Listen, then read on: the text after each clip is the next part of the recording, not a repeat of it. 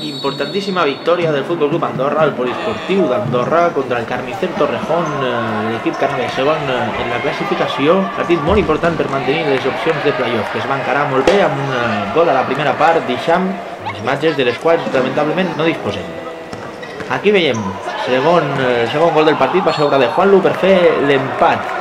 I aprofitant aquí una... observin, confusió, els jugadors de l'Andorra protesten, sacada ràpida i gol de Quiqui per posar l'1-2 al marcador i els fantasmes de la derrota que ja passaven pel cap de més d'un i més de dos al Poliesportiu, però observin.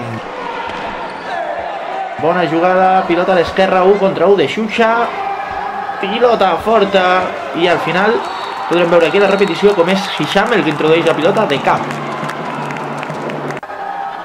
Aquí tenen i de cap i gira bé, tot i la velocitat no és fàcil.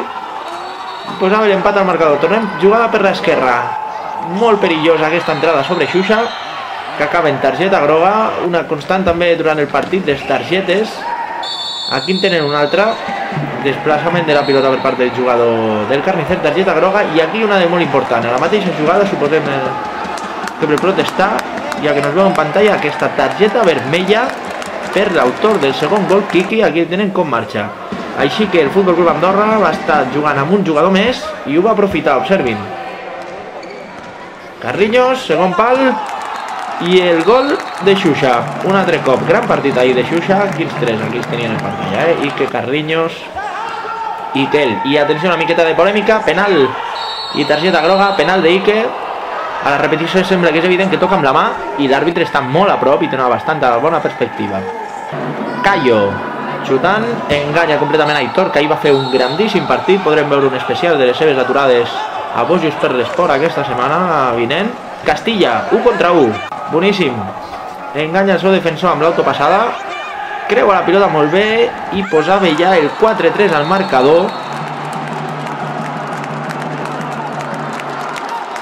cosa que va obligar al Carnicer a adelantar el porter. I aprofitant això, observin quin detall de qualitat de Xuxa a la recuperació i gol des de mig camp que desfermava ja l'alegria i semblava que deixava la victòria feta pel Futbol Club Andorra. El detall de qualitat en la recuperació, com pica la pilota i aprofita tranquil·lament per marcar 5-3 al final. Victòria molt important, deien, perquè els rivals per darrere apreten molt.